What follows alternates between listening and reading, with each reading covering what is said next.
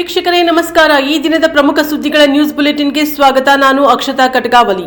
ಶ್ರೀನಿವಾಸಪುರದಲ್ಲಿ JJM ಕಾಮಗಾರಿಗೆ ಗ್ರಾಮಸ್ಥರಿಂದ ಚಾಲನೆ ದೊರೆಯಿತು. ಕೋಲಾರ ಜಿಲ್ಲೆಯ ಶ್ರೀನಿವಾಸಪುರ ತಾಲೂಕಿನ ಕೋಟಪಲ್ಲಿ ಗ್ರಾಮದಲ್ಲಿ ಜಲಜೀವನ ಮಿಷನ್ ಕಾಮಗಾರಿ ಚಾಲನೆ ನೀಡಲಾಯಿತು. ಗ್ರಾಮದಲ್ಲಿ 55 ಲಕ್ಷ ವೆಚ್ಚದಲ್ಲಿ 143 ಮನೆಗಳಿಗೆ ಮನೆ ಮನೆಗೂ ನಲ್ಲಿ ಹಾಗೂ 50,000 ಸಾಮರ್ಥ್ಯವುಳ್ಳ ಓವರ್ ಹೆಡ್ ಟ್ಯಾಂಕ್ಗೆ ಗುದ್ದಲಿ ಪೂಜೆ ಮಾಡಲಾಯಿತು. ಈ ಸಮಯದಲ್ಲಿ ಕೋಟಪಲ್ಲಿ ಗ್ರಾಮದ ಗ್ರಾಮ ಪಂಚಾಯಿತಿ ಸದಸ್ಯ ಓಬಲೇಶಪ್ಪ, ಪೋಗಾಕು ರೆಡ್ಡಪ್ಪ, ಸೀನಪ್ಪ, ಮೆಂಬರ್ ನಾಗರಾಜು, ವಾಟರ್ಮ್ಯಾನ್ ಲಘುಮರೆಡ್ಡಿ ಹಾಗೂ ಊರಿನ ಗ್ರಾಮಸ್ಥರು ಹಾಜರಿದ್ದರು. Bureau report Venkatesh, NKS TV4 news, Kolar. Kalaburagi ಪಟ್ಟಣದಲ್ಲಿ ಬ್ಯಾಂಕ್ ವ್ಯವಸ್ಥಾಪಕರ ಜೊತೆ ಪೊಲೀಸ್ ಕಮಿಷನರ್ ಸಭೆ ಜರುಗಿತು. ಬ್ಯಾಂಕ್ ವ್ಯವಸ್ಥಾಪಕರ ಜೊತೆ ಪೊಲೀಸ್ ಕಮಿಷನರ್ ಸಭೆ. ಇತ್ತೀಚೆಗೆ ಬೀದರ್ ನಗರದಲ್ಲಿ ನಡೆದ ಭಯಾನಕ ದರೋಡೆ ಹಿನ್ನೆಲೆ ಕಲಬುರಗಿ ನಗರದ ಬ್ಯಾಂಕ್ ವ್ಯವಸ್ಥಾಪಕರು, ಕೋಆಪರೇಟಿವ್ ಸೊಸೈಟಿಗಳ ಮತ್ತು ವಿವಿಧ ಹಣಕಾಸು ಸಂಸ್ಥೆಗಳ ವ್ಯವಸ್ಥಾಪಕರ ಜೊತೆ ಪೊಲೀಸ್ ಆಯುಕ್ತ ಡಾ. ಶರಣಪ್ಪ ಡಗೆ ಅವರು ಸಭೆ ನಡೆಸಿದರು.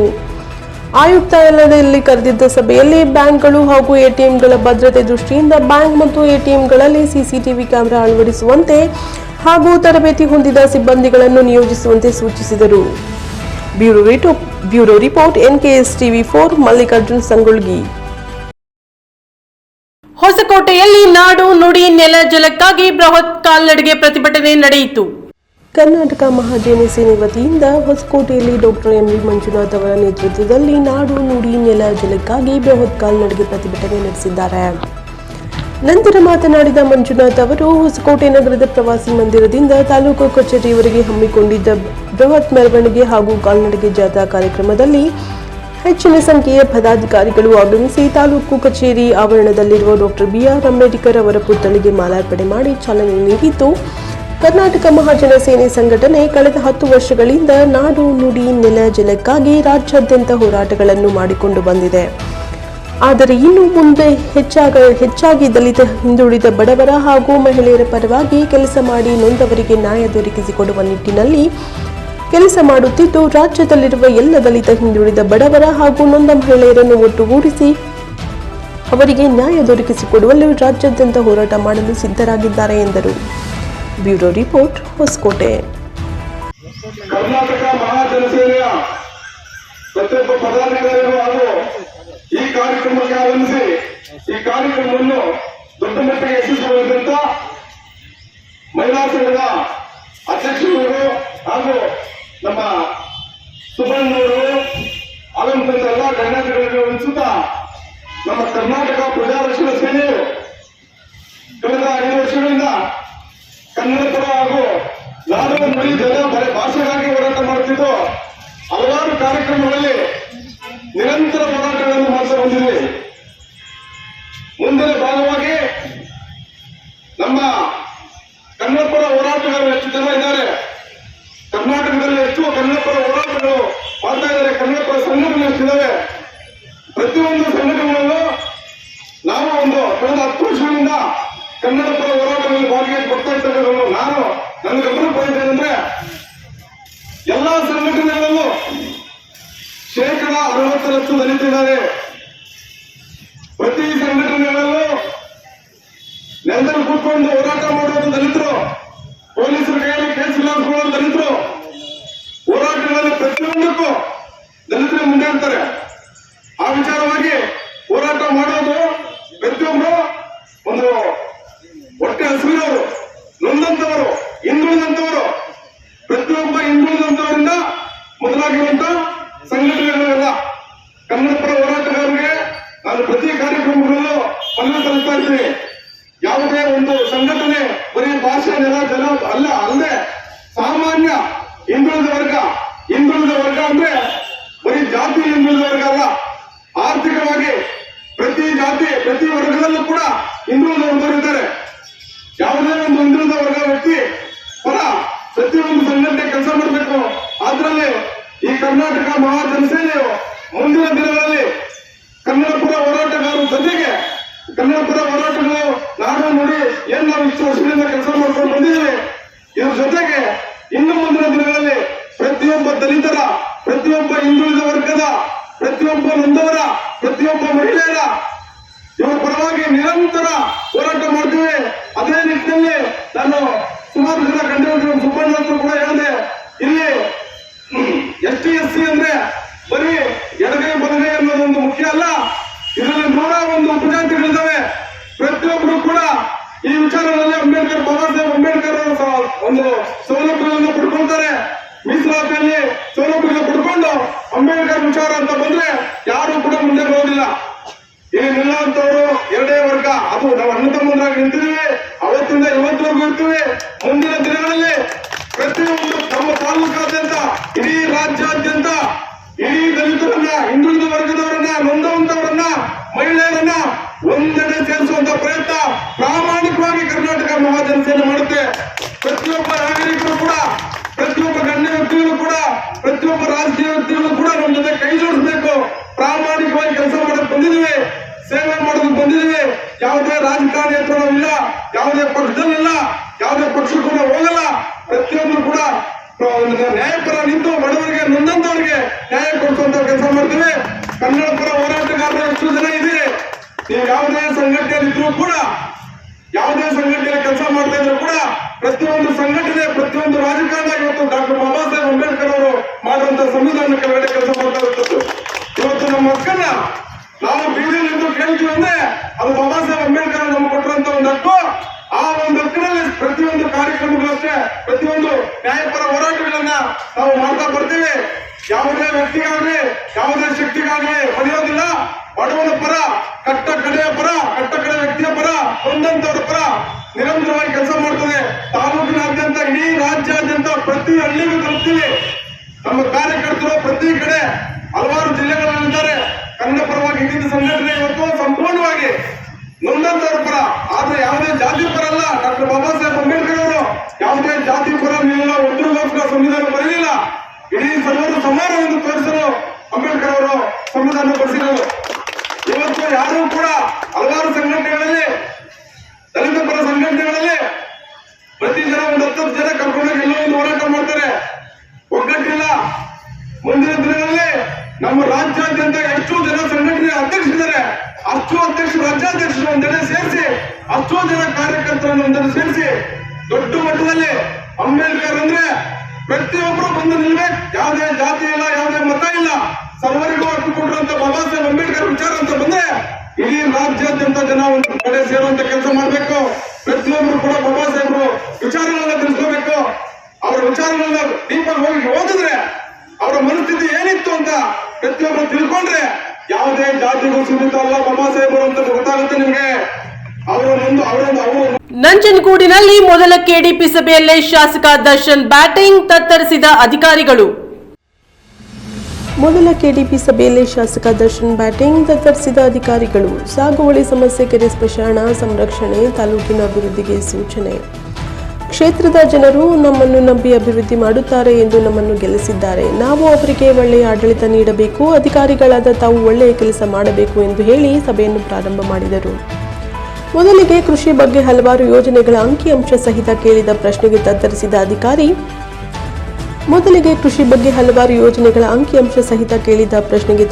ಅಧಿಕಾರಿ ಮಾಹಿತಿ ನೀಡದೆ ಶಾಸಕ ದರ್ಶನ್ ಮಾತನಾಡಿ, ಇದು ಸಭೆ, ಮಾಹಿತಿ ಕೊಡುವವರು ಯಾರು, ನೀವೇ ತಾನೇ, ಎಲ್ಲಿ ಎಂದು ಕ್ಲಾಸ್ ತೆಗೆದುಕೊಂಡರು.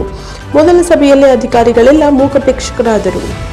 ರಸಬಾಳೆ ಬೆಳೆಯುವ ರೈತರಿಗೆ ಮೊದಲ ಆದ್ಯತೆ ನೀಡಬೇಕು, ರಸಬಾಳೆಗೆ ಯಾವುದೇ ರೋಗಗಳು ಬರದಂತೆ ಕ್ರಮ ವಹಿಸಬೇಕು, ಈ ಬಗ್ಗೆ ರೈತರು ಅರಿವು ಮೂಡಿಸಬೇಕು ಎಂದು ತಾಕೀತು ಮಾಡಿದರು. ತಾಲೂಕಿನಲ್ಲಿರುವ ಕೆರೆಗಳನ್ನು ಗುರುತು ಮಾಡಿ ಕೆರೆ ಒತ್ತುವರಿ ತೆರವುಗೊಳಿಸಬೇಕು, ಸ್ಮಶಾನ ಇಲ್ಲದೆ ಇರುವ ಗ್ರಾಮಗಳಲ್ಲಿ ಈ ಕೂಡಲೇ ಸ್ಮಶಾನ ಜಾಗವನ್ನು ನೀಡಬೇಕು ಎಂದು ತಹಶೀಲ್ದಾರ್ ಅವರಿಗೆ ಸೂಚನೆ ನೀಡಿದರು. ದೇವಾಲಯದ ಬೆಳ್ಳಿ ರಥದ ಕೆಲಸವನ್ನು ಕೂಡಲೇ ಪೂರ್ಣಗೊಳಿಸಬೇಕು, ದೇವಾಲಯಕ್ಕೆ ಆಗಮಿಸುವ ಭಕ್ತಾದಿಗಳಿಗೆ ಮೂಲಭೂತ ಸೌಕರ್ಯಗಳನ್ನು ಕಲ್ಪಿಸಿ ಹೆಚ್ಚುವರಿ ಶೌಚಾಲಯ ಕಟ್ಟಡಗಳನ್ನು ನಿರ್ಮಿಸಿ ಕಪಿಲಾ ನದಿ ಪಾತ್ರದಲ್ಲಿ ಕಟ್ಟೆಚ್ಚರ ವಹಿಸಬೇಕು ಎಂದು ಸೂಚಿಸಲಾಯಿತು. ಪ್ರಮುಖವಾಗಿ ತಾಲೂಕಿನಲ್ಲಿ ರೈತರು ಸಾಕಷ್ಟು ವರ್ಷಗಳ ಕಾಲ ಸರ್ಕಾರಿ ಭೂಮಿಯಲ್ಲಿ ಉಳುಮೆ ಮಾಡಿ ಬದುಕು ಸಾಗಿಸುತ್ತಿರುವ ಬಡವರನ್ನು ಗುರುತಿಸಿ ಅವರಿಗೆ ಸಾಗುವಳಿ ಮಂಜೂರು ಮಾಡಬೇಕು. ಈಗಾಗಲೇ ಸಾಗುವಳಿ ವಿಚಾರವಾಗಿ ಕಂದಾಯ ಮಂತ್ರಿಗಳಾದ ಕೃಷ್ಣ ಬೈರೇಗೌಡರು ಸಾಕಷ್ಟು ಸಭೆಗಳನ್ನು ನಡೆಸಿದ್ದಾರೆ. ರೈತರಿಗೆ ಅನುಕೂಲಕರವಾಗುವ ರೀತಿಯಲ್ಲಿ ತಾಲೂಕಿನ ಕಂದಾಯ ಇಲಾಖೆ ಅಧಿಕಾರಿಗಳು ಉತ್ತಮವಾಗಿ ಕಾರ್ಯನಿರ್ವಹಿಸಬೇಕು, ಯಾವುದೇ ದೂರುಗಳು ಬಾರದೇ ರೀತಿಯಲ್ಲಿ ರೈತರ ಸಹಕಾರವಾಗಿ ನಿಲ್ಲಬೇಕು ಎಂದು ಸಂದರ್ಭದಲ್ಲಿ ಶಾಸಕ ದರ್ಶನ್ ಧ್ರುವನಾರಾಯಣ್ ಸಲಹೆ ನೀಡಿದರು. ಸಭೆಯಲ್ಲಿ ಜಿಲ್ಲಾಧಿಕಾರಿ ಲಕ್ಷ್ಮೀಕಾಂತ್ ರೆಡ್ಡಿ, ತಹಶೀಲ್ದಾರ್ ಶಿವಕುಮಾರ್ ಕಾಸ್ನೂರು, ತಾಲೂಕ್ ಪಂಚಾಯತ್ ಕಾರ್ಯನಿರ್ವಾಹಕ ಅಧಿಕಾರಿ ಜೆರಾಲ್ಡ್ ರಾಜೇಶ್, ಡಿವೈಎಸ್ಪಿ ರಘು, ನಗರಸಭಾ ಅಧ್ಯಕ್ಷ ಶ್ರೀಕಂಠಸ್ವಾಮಿ, ಉಪಾಧ್ಯಕ್ಷೆ ರಿಹಾನಾ ಬಾನು, ಗ್ಯಾರಂಟಿ ಸಮಿತಿಯ ಅಧ್ಯಕ್ಷರಾದ ಮಾರುತಿ ಸೇರಿದಂತೆ ತಾಲೂಕು ಮಟ್ಟದ ಅಧಿಕಾರಿಗಳು ಭಾಗವಹಿಸಿದ್ದರು. Bureau report Jaishankar, NKS TV4 Nanjangud.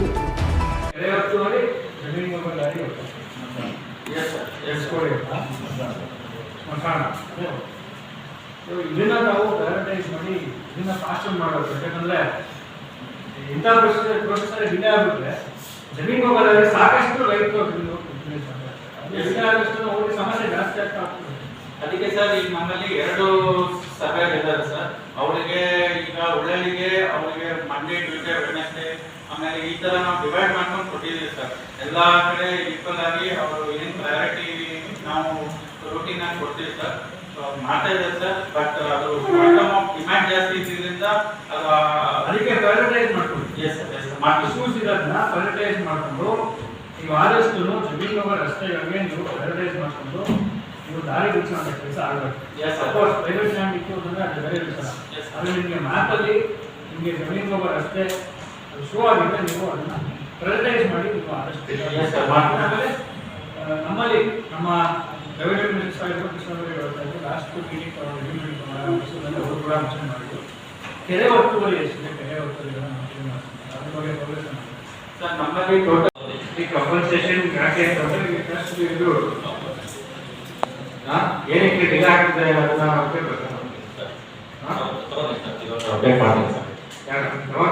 ಈಗ ಸಭೆ KDP ಸಭೆ ನಿಮಗೆ ನೋಟಿಸ್ ಕೊಟ್ಟು ಎಷ್ಟು ದಿನ ಆಯ್ತು, ಬುಕ್ಲೆಟ್ ತಯಾರಾಗ ಎಷ್ಟು ದಿನ ಆಯ್ತು,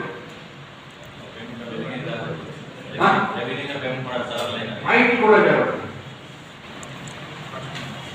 ಮಾಹಿತಿ ಕೊಡೋದು ಇವೇ ಕೊಡ್ಬೇಕಪ್ಪ, ಇವೇ ಕೊಡು.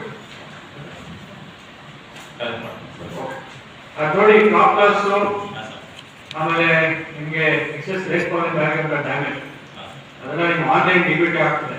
ಸುಮಾರು ಜನಕ್ಕೆ ಇದು ತಪ್ಪಿಲ್ಲ, ಆದಷ್ಟು ಬೇಗ ಅದನ್ನು ಕೂಡ ತಪ್ಪಬೇಕು. ಅದಕ್ಕೆ ಯಾವುದು ಡಿಲೇ ಆಗದೆ ರೀತಿ ನೋಡ್ಬೋದು. ನಿಮ್ದು ಒಂದು ಶಾಸನ ಜವಾಬ್ದಾರಿ ಇದೆ, ಇಬ್ಬರು ಕೂಡ ಸೇರಿ ಅದನ್ನ ಹೇಳಿ. ಈ ಕಂಪನ್ಸೇಷನ್ ಯಾಕೆ ಅಂತಂದ್ರೆ ಇದು ಏನಕ್ಕೆ ಡಿಲೇ ಆಗ್ತದೆ ಅದನ್ನ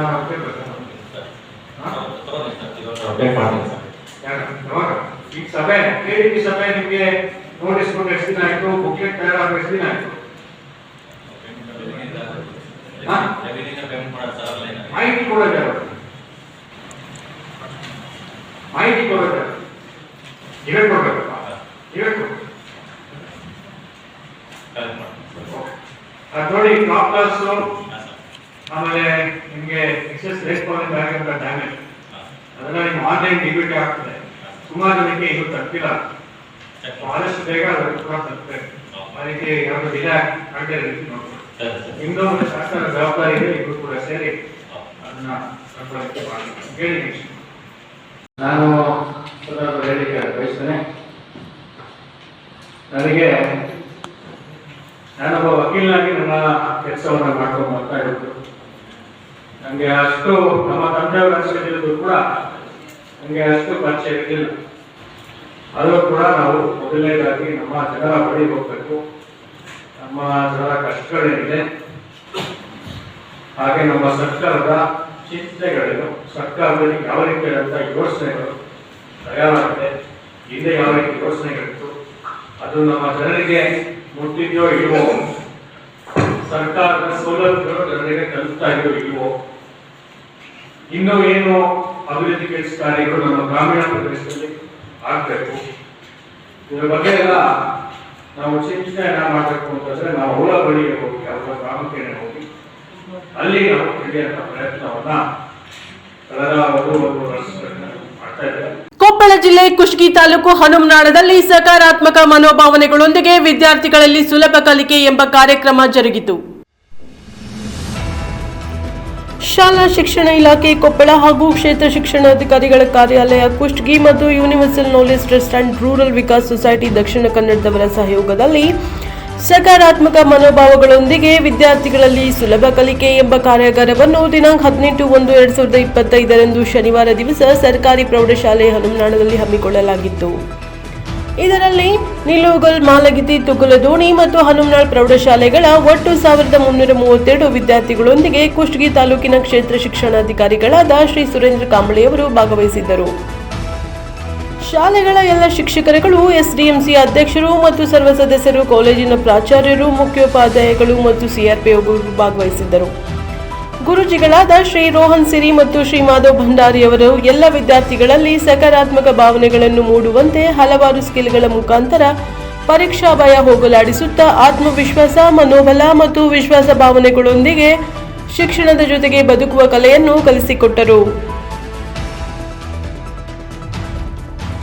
ತಾಲೂಕಿನ ಕ್ಷೇತ್ರ ಶಿಕ್ಷಣಾಧಿಕಾರಿಗಳಾದ ಶ್ರೀಯುತ ಸುರೇಂದ್ರ ಕಾಂಬ್ಳೆಯವರು ವಿದ್ಯಾರ್ಥಿಗಳಿಗಾಗಿ ವಿಶೇಷ ಕಾಳಜಿಯೊಂದಿಗೆ ಇಂತಹ ಕಾರ್ಯಕ್ರಮವನ್ನು ಹಮ್ಮಿಕೊಂಡು ವಿದ್ಯಾರ್ಥಿಗಳ ಕಲಿಕೆಯಲ್ಲಿ ಆತ್ಮವಿಶ್ವಾಸ ಮೂಡಿಸಲು ಅತ್ಯುತ್ತಮವಾದ ಈ ಯೋಜನೆ ಹಾಕಿದರು. ಇನ್ನು ಈ ಕಾರ್ಯಕ್ರಮದಲ್ಲಿ ಎಸ್ಡಿಎಂಸಿ ಅಧ್ಯಕ್ಷರಾದ ಶ್ರೀ ಗುಂಡಪ್ಪ ಕೊತ್ಬಾಡ್ ಅವರು ಉದ್ಘಾಟಿಸಿದರು. ಮುಖ್ಯೋಪಾಧ್ಯಾಯರಾದ ಶ್ರೀ ಶಿವಪ್ಪ ಇಲಾಳ್ ಅವರು ಕಾರ್ಯಕ್ರಮದ ಅಧ್ಯಕ್ಷತೆಯನ್ನು ವಹಿಸಿ ಶಿಸ್ತುಬದ್ಧರಾಗಿ ಮತ್ತು ಅಚ್ಚುಕಟ್ಟಾಗಿ ವಿದ್ಯಾರ್ಥಿಗಳು ಕಲಿಕೆಯನ್ನು ಕಲಿಯಬೇಕೆಂದು ಹೇಳಿದರು.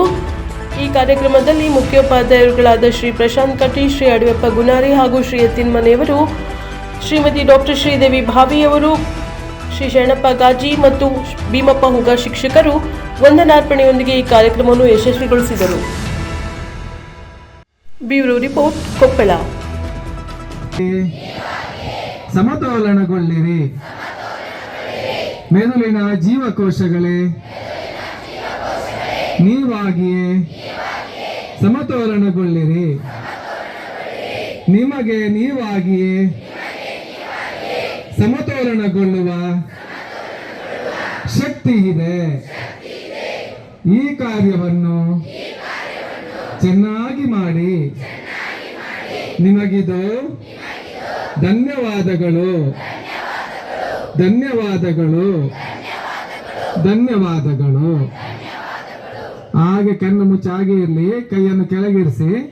ಈಗ ಬೇರೆ ರೋಣ ಪಟ್ಟಣದಲ್ಲಿ ಸಂಗೊಳ್ಳಿ ರಾಯಣ್ಣನವರ 194ನೇ ಹುತಾತ್ಮ ದಿನ ಹಾಗೂ ರಾಯಣ್ಣ ಗೌರವ ಪುರಸ್ಕಾರ ಸಾಂಸ್ಕೃತಿಕ ಸಂಜೆ ಕಾರ್ಯಕ್ರಮ ನಡೆಯಿತು.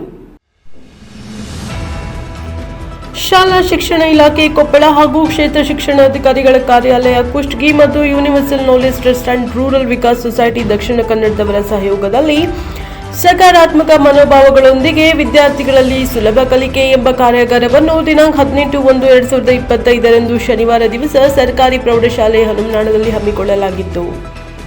ಇದರಲ್ಲಿ ನಿಲೋಗಲ್, ಮಾಲಗಿತ್ತಿ, ತುಗುಲದೋಣಿ ಮತ್ತು ಹನುಮನಾಳ್ ಪ್ರೌಢಶಾಲೆಗಳ ಒಟ್ಟು 1332 ವಿದ್ಯಾರ್ಥಿಗಳೊಂದಿಗೆ ಕುಷ್ಟಗಿ ತಾಲೂಕಿನ ಕ್ಷೇತ್ರ ಶಿಕ್ಷಣಾಧಿಕಾರಿಗಳಾದ ಶ್ರೀ ಸುರೇಂದ್ರ ಕಾಂಬಳೆಯವರು ಭಾಗವಹಿಸಿದ್ದರು. ಶಾಲೆಗಳ ಎಲ್ಲ ಶಿಕ್ಷಕರುಗಳು, ಎಸ್ಡಿಎಂಸಿ ಅಧ್ಯಕ್ಷರು ಮತ್ತು ಸರ್ವ ಸದಸ್ಯರು, ಕಾಲೇಜಿನ ಪ್ರಾಚಾರ್ಯರು, ಮುಖ್ಯೋಪಾಧ್ಯಾಯಗಳು ಮತ್ತು ಸಿಆರ್ಪಿಒಗಳು ಭಾಗವಹಿಸಿದ್ದರು. ಗುರುಜಿಗಳಾದ ಶ್ರೀ ರೋಹನ್ ಸಿರಿ ಮತ್ತು ಶ್ರೀ ಮಾಧವ್ ಭಂಡಾರಿಯವರು ಎಲ್ಲ ವಿದ್ಯಾರ್ಥಿಗಳಲ್ಲಿ ಸಕಾರಾತ್ಮಕ ಭಾವನೆಗಳನ್ನು ಮೂಡುವಂತೆ ಹಲವಾರು ಸ್ಕಿಲ್ಗಳ ಮುಖಾಂತರ ಪರೀಕ್ಷಾ ಭಯ ಹೋಗಲಾಡಿಸುತ್ತಾ ಆತ್ಮವಿಶ್ವಾಸ, ಮನೋಬಲ ಮತ್ತು ವಿಶ್ವಾಸ ಭಾವನೆಗಳೊಂದಿಗೆ ಶಿಕ್ಷಣದ ಜೊತೆಗೆ ಬದುಕುವ ಕಲೆಯನ್ನು ಕಲಿಸಿಕೊಟ್ಟರು. ತಾಲೂಕಿನ ಕ್ಷೇತ್ರ ಶಿಕ್ಷಣಾಧಿಕಾರಿಗಳಾದ ಶ್ರೀಯುತ ಸುರೇಂದ್ರ ಕಾಂಬ್ಳೆಯವರು ವಿದ್ಯಾರ್ಥಿಗಳಿಗಾಗಿ ವಿಶೇಷ ಕಾಳಜಿಯೊಂದಿಗೆ ಇಂತಹ ಕಾರ್ಯಕ್ರಮವನ್ನು ಹಮ್ಮಿಕೊಂಡು ವಿದ್ಯಾರ್ಥಿಗಳ ಕಲಿಕೆಯಲ್ಲಿ ಆತ್ಮವಿಶ್ವಾಸ ಮೂಡಿಸಲು ಅತ್ಯುತ್ತಮವಾದ ಈ ಯೋಜನೆ ಹಾಕಿದರು. ಇನ್ನು ಈ ಕಾರ್ಯಕ್ರಮದಲ್ಲಿ ಎಸ್ಡಿಎಂಸಿ ಅಧ್ಯಕ್ಷರಾದ ಶ್ರೀ ಗುಂಡಪ್ಪ ಕೊತ್ಬಾಡ್ ಅವರು ಉದ್ಘಾಟಿಸಿದರು. ಮುಖ್ಯೋಪಾಧ್ಯಾಯರಾದ ಶ್ರೀ ಶಿವಪ್ಪ ಇಲಾಳ್ ಅವರು ಕಾರ್ಯಕ್ರಮದ ಅಧ್ಯಕ್ಷತೆಯನ್ನು ವಹಿಸಿ ಶಿಸ್ತುಬದ್ಧರಾಗಿ ಮತ್ತು ಅಚ್ಚುಕಟ್ಟಾಗಿ ವಿದ್ಯಾರ್ಥಿಗಳು ಕಲಿಕೆಯನ್ನು ಕಲಿಯಬೇಕೆಂದು ಹೇಳಿದರು. ಈ ಕಾರ್ಯಕ್ರಮದಲ್ಲಿ ಮುಖ್ಯೋಪಾಧ್ಯಾಯರುಗಳಾದ ಶ್ರೀ ಪ್ರಶಾಂತ್ ಕಟಿ, ಶ್ರೀ ಅಡಿಯಪ್ಪ ಗುನಾರಿ ಹಾಗೂ ಶ್ರೀ ಎತ್ತಿನ ಮನೆಯವರು, ಶ್ರೀಮತಿ ಡಾಕ್ಟರ್ ಶ್ರೀದೇವಿ ಭಾವಿಯವರು, ಶ್ರೀ ಶರಣಪ್ಪ ಗಾಜಿ ಮತ್ತು ಭೀಮಪ್ಪ ಹುಗ ಶಿಕ್ಷಕರು ವಂದನಾರ್ಪಣೆಯೊಂದಿಗೆ ಈ ಕಾರ್ಯಕ್ರಮವನ್ನು ಯಶಸ್ವಿಗೊಳಿಸಿದರು.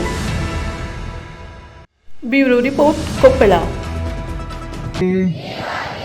ಸಮತೋಲನಗೊಳ್ಳಿರಿ, ಮೆದುಳಿನ ಜೀವಕೋಶಗಳೇ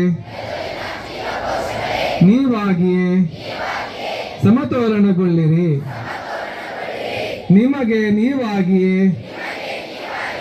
ಸಮತೋಲನಗೊಳ್ಳುವ ಶಕ್ತಿ ಶಕ್ತಿ ಇದೆ. ಈ ಕಾರ್ಯವನ್ನು ಚೆನ್ನಾಗಿ ಮಾಡಿ. ನಿಮಗಿದು ಧನ್ಯವಾದಗಳು. ಧನ್ಯವಾದಗಳು. ಧನ್ಯವಾದಗಳು. ಹಾಗೆ ಕಣ್ಣು ಮುಚ್ಚಾಗಿ ಇರಲಿ, ಕೈಯನ್ನು ಕೆಳಗಿರಿಸಿ. ಈಗ ಬೇರೆ ಬೇರೆ ಚಿಕ್ಕೋಡಿಯಲ್ಲಿ 2 ಕೋಟಿ ರೂಪಾಯಿ ವೆಚ್ಚದ ರಸ್ತೆ ಕಾಮಗಾರಿಗೆ ಚಾಲನೆ ನೀಡಲಾಯಿತು. 2 ಕೋಟಿ ರೂಪಾಯಿ ವೆಚ್ಚದ ರಸ್ತೆ ಕಾಮಗಾರಿಗೆ ಚಾಲನೆ. ಚಿಕ್ಕೋಡಿ ತಾಲೂಕಿನ ಕರೋಶಿ ಗ್ರಾಮದಲ್ಲಿ 2 ಕೋಟಿ ರೂಪಾಯಿ ರಸ್ತೆ ಕಾಮಗಾರಿ ಚಾಲನೆ. ಚಿಕ್ಕೋಡಿ ಲೋಕಸಭೆ ವ್ಯಾಪ್ತಿಯ ಬರುವ ಕರೋಶಿ ಗ್ರಾಮದ ಮುಖ್ಯ ರಸ್ತೆ ಡಾಂಬರೀಕರಣದ ಕಾಮಗಾರಿಗೆ ಚಿಕ್ಕೋಡಿ ಲೋಕಸಭಾ ಸದಸ್ಯರಾದ ಕುಮಾರಿ ಪ್ರಿಯಾಂಕಾ ಜಾರಕಿಹೊಳಿ ಶುಕ್ರವಾರ ಭೂಮಿ ಪೂಜೆ ನೆರವೇರಿಸಿ ಚಾಲನೆ ನೀಡಿದರು. ಈ ವೇಳೆ ಸ್ಥಳೀಯ ಮುಖಂಡರಿಂದ ಚಿಕ್ಕೋಡಿ ಲೋಕಸಭಾ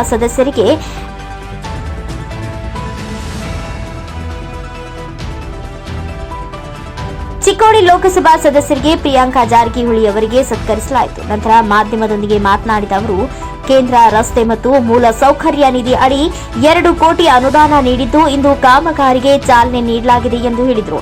ಇದೇ ಸಂದರ್ಭದಲ್ಲಿ ಕೆಪಿಸಿಸಿ ಪ್ರಧಾನ ಕಾರ್ಯದರ್ಶಿಗಳಾದ ಮಹಾವೀರ್ ಮೋಹಿತೆ, ಮುಖಂಡರಾದ ಶಿವಗೌಡ ಪಾಟೀಲ್, ಸಂಜು ಕಾಂಬ್ಳೆ, ಗುತ್ತಿಗೆದಾರ Manjrekar, Dilip Jamadar, Raju Kotagi, Chetan Honagolla, MG Bhate, BM Bhate, SB Jamadar, Farooq Patel, Shivappa Pogatyanahatti, Sadashiv Moorachatti ಸೇರಿದಂತೆ ಇನ್ನು ಅನೇಕರು ಉಪಸ್ಥಿತರಿದ್ದರು. CRR ಫಂಡ್ ಸೆಂಟ್ರಲ್ ಗೌರ್ಮೆಂಟ್ ಇರೋದ್ರಿಂದ MP ಅವ್ರು ಬರಬೇಕಾಗಿದ್ದು ಅವ್ರಿಗೆ ಇಲ್ಲಾಗಿತ್ತು. ಬೇರೆ ಕೆಲಸದಾಗ ಬಿಜಿ ಇರೋದ್ರಿಂದ ಅವ್ರಿಗೆ ಬರೋಕ್ಕಾಗಲಿಲ್ಲ. CRR ಫಂಡ್ MP ಫಂಡ್ ಐತಿ, ಸೆಂಟ್ರಲ್ ಗೌರ್ಮೆಂಟ್ ಫಂಡ್ ಇರೋದ್ರಿಂದ ನಮ್ಮ MP ಅವ್ರು ಬಂದ ಪೂಜಾ ಮಾಡ್ಬೇಕಂತ ನಮ್ಮ ಕಾಂಗ್ರೆಸ್ ಕಾರ್ಯಕರ್ತರು ಒತ್ತಾಯದ ಮೇರೆಗೆ ಇವತ್ತು ಬರಲಿಲ್ಲ. ಅವರು ಫಂಡ್ ಇರೋದ್ರಿಂದ ಅವ್ರು ಯಾಕೆ ಬರೋಂಗಿಲ್ಲ, ಅವ್ರು ಯಾಕೆ ಪೂಜೆ ಮಾಡೋಂಗಿಲ್ಲ ಅಂತ ನಮ್ಮ ಕಾರ್ಯಕರ್ತರೆಲ್ಲ ನೀನು ಒಂದು ಸ್ವಲ್ಪ ಬಂದಂಗೆ ನಮ್ಮ ಹೇಳಿದಾಗ MP ಅವರು ರಿಕ್ವೆಸ್ಟ್ ಮಾಡ್ಕೊಂಡು ಇವತ್ತು ನಾವು CRR fund central government fund ಐತಿ ಬಂದು ಪೂಜಾ ಮಾಡಬೇಕಂತ ಎಲ್ಲರೂ ಒತ್ತಾಯದ ಮೇಲೆ MP ಅವರು ಇವತ್ತು ನಮ್ಮ ಲೋಕಸಭಾ ಸದಸ್ಯರು ಪೂಜೆ ಮಾಡಿದ್ರು. ಈಗಾಗಲೇ 2 ಕೋಟಿ ರೂಪಾಯಿ ಇದಕ್ಕೆ ಮಂಜೂರಾಗಿತ್ತು. 1800 ಮೀಟರ್ ಏನಾರ ರೋಡ್ ಉದ್ದಿದೆ. 2 ಕಡೆ 8 ಮೀಟ್ರ್ ಆಗ್ತದೆ ರೋಡ್, ಎಜ್ ಟು ಎಜ್. ಈಚೆ ಕಡೆ 8 ಮೀಟ್ರ್, ಆಚೆ ಕಡೆ 8 ಮೀಟ್ರ್ ರೋಡ್ ಆಗ್ತದೆ. ಮತ್ತೇನರ ಇಲ್ಲಿ ಕರೋಶಿ ಒಳಗೆ ಈಗಾಗಲೇ ಮತ್ತು ಸ್ಕೂಲ್ದೊಂದು ಡಿಮಾಂಡ್ ಮಾಡಿದ್ದಾರೆ ನಮಗೆ. ಮೊದಲ ಮನವಿ ಕೊಟ್ಟಿದ್ದೀವಿ. ಆಮೇಲೆ MP ಅವರಿಗೆ ನಾವು ಅದನ್ನು ಕೂಡ ರಿಕ್ವೆಸ್ಟ್ ಮಾಡ್ಕೊಂಡು ನಮಗೆ ಇಲ್ಲಿ ಭಾಳ ಸ್ಕೂಲ್ದ ಅವಶ್ಯಕತೆ ಇದೆ. ಈಗಾಗಲೇ 5 ಸ್ಕೂಲ್ಗಳನ್ನ PWD ಡಿಪಾರ್ಟ್ಮೆಂಟ್ 5 ಸ್ಕೂಲ್ಗಳನ್ನ ಮಂಜೂರು ಮಾಡಿದ್ದಾರೆ. ಇನ್ನೂ ಒಂದು 5 ಕೊಠಡಿ ಮತ್ತೆ ಕೊಡಬೇಕಂತ ಅವ್ರ ಡಿಮಾಂಡ್ ಐತಿ. ಮುಂದಿನ ದಿನ ಮಾಡಿ ಅವು 5 ಕಟ್ಟಡಗಳನ್ನ ಪೂರ್ತಿ ಮಾಡ್ತೀವಿ ಅಂತ MP ಅವ್ರಿಗೆ ನಾವು ರಿಕ್ವೆಸ್ಟ್ ಮಾಡ್ತೀವಿ ಅಂತ ಹೇಳಿದ್ರು. ಅದನ್ನು ಕೂಡ ಮಾಡೋಂಥ ಪ್ರಯತ್ನ ಮಾಡ್ತೀವಿ. ಇದಿಷ್ಟು ಈ ದಿನದ ಪ್ರಮುಖ ಸುದ್ದಿಗಳ ನ್ಯೂಸ್ ಬುಲೆಟಿನ್. ನಿರಂತರ ಸುದ್ದಿಗಾಗಿ ನೋಡ್ತಾ ಇರಿ NKS TV 4. ಇದು ನಿರಂತರ ಕಾರ್ಯಪಡೆ.